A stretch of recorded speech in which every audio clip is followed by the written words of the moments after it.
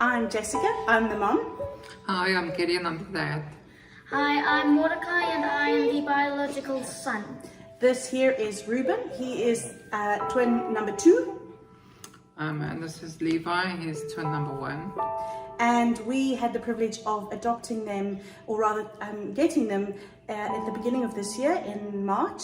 And we got them from an amazing baby haven in Port Elizabeth. They had looked after these boys from the age, well, from when they were born really, until they were 4 months old when we were able to have them. Children in this country are not allowed to go to adoptive parents until the parents no longer have any legal right to change their mind, and that's up to 90 days. So any baby in South Africa that is either given up for adoption or abandoned, the government or the social services have to go through a process up to 90 days of either finding parents or waiting for a period of time to elapse before they can be given to a prospective family.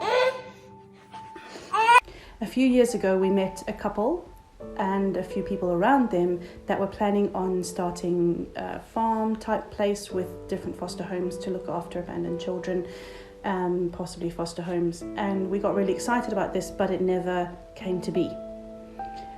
Sometime after that we found the farm that we've bought, which was just a bizarre experience, and we've ended up buying this farm that had 2 houses, quite a bit of land right by the side of a main highway. And as a joke we said to each other, hey, we could do what we'd originally planned with these other people, and everyone laughed and said no, and we bought the farm anyway. And then of course God intervened and told this amazing friends that we met through these people that it was time to start a kangaroo home. And it coincided with our then tenant deciding to leave the farm. And she said yes, and here we are today. As a joke, a few weeks ago, I said to somebody, whenever I decide to try a new hobby, I just go a little bit overboard. So if I wanted to learn to cross-stitch, then I would buy lots of cross-stitch kits. Or if I was going to learn to do painting, I would just buy all of the stuff that I would need and then just do one painting. And so I joked with this lady and said, I decided I wanted to garden, so I bought a farm. The silly thing is that I really don't know anything about gardening or growing things or anything of that type. So we've ended up with this 4-hectare farm, 1 hectare of which is usable as a field, and in it we're growing things like watermelon and pumpkin and spinach and tomatoes and peppers, and basically growing anything I want to eat. So the idea was to grow things that we would want to consume, so we're saving money on food bills, be a bit more self-sustainable, eat more fresh things. And when Chris decided that she was going to obey God and move to the farm, it just made me feel really good that we would be able to share that produce and share the experience of being on a farm, and to share the income that we might get from that with children who have nothing. Having taken custody of our twin boys, Reuben and Levi, in March, we came to realize that there was a much bigger need than we had even thought of before. Our boys had been completely loved and had been nurtured and had been given care, and it has meant that having gotten them at 4 months old, they were already loved, they were already feeling secure and safe, and it wasn't so disruptive or traumatic to move to a forever family. That's not the case for all babies in South Africa, and a great deal of them die. Our boys, much like many other abandoned children in this country, would have been born into abject poverty. Their birth mom, already had 4 children, was living in a shack with her aunt, who was the only person working and living in that shack. And that is where my boys would have been if she hadn't loved them enough to be able to let them go to somebody who could look after them better. The poverty in this country is extraordinary, and there are so many children that are born into this poverty and born into these shacks and running around on the street and not cared for and not looked after. And there are many babies that are just left. They're not even taken to a haven. They're not even left in a hospital. They can be found in rubbish dumps and behind toilets. And so many babies are dead before they even get found. And that's just appalling. And we want to do everything we can to stop babies from dying unnecessarily. because there are homes out there that would love to have them, and parents out there who would love to have them.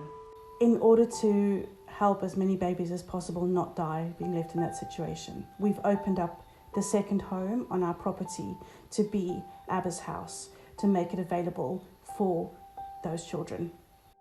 Part of the vision of being on the farm is the ability to be self-sustaining, and a part of that is both electricity and water. We're already fairly self-sufficient on water because we use rainwater. We catch it into big JoJo tanks. We very rarely need to use municipal water. We're wanting to get more JoJo tanks, so that's even less of a complication down the line. At the moment, the water that we use is pretty on par with what families are expected to use, given that we're in a drought area. That is going to become more strict and more difficult to adhere to when we are using water for cleaning and washing babies, when we're using water to clean and wash their clothes, and of course we're feeding them with formula and cooking. So we're going to have to increase our water storage capacity by way of JoJo tanks. We have plenty of roof space to catch it, we just don't have plenty of storage at the moment.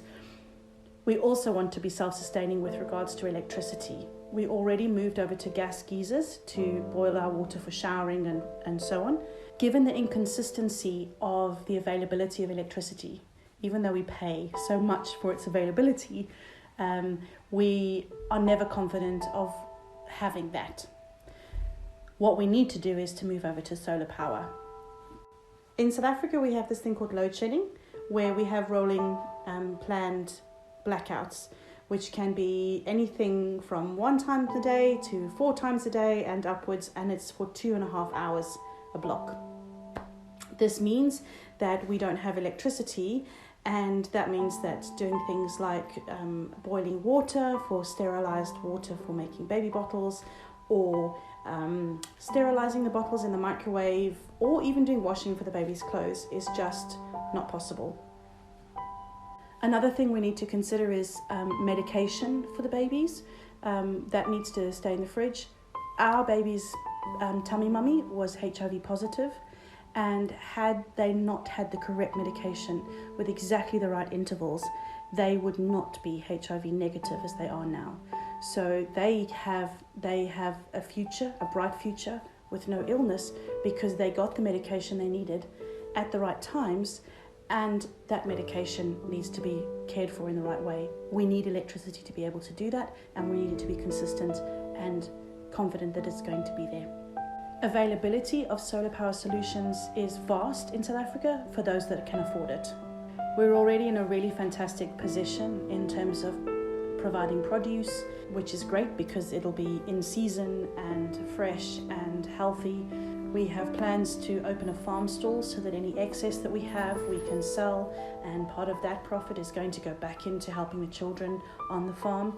We already are moving towards as much sustainability as possible, but we need help to be able to go solar. And so what we'd really like and really hope for is that if people are willing to help us help these children, that will go a long way to being able to make us more self-sustaining, less dependent on erratic and difficult to manage infrastructure, and just an ability to be confident that when we take a child into our care, that we're going to be able to meet their needs at any given point. It feels really scary and cheeky to put such a high amount on a GoFundMe target. The reason I've made it that much is because that is how much it would cost to go completely off-grid. Anything more than what is needed for solar, we will use to be more self-sustaining in terms of water and crops and so on. Together we want to be a part of the solution. Won't you help us and join us as we do that?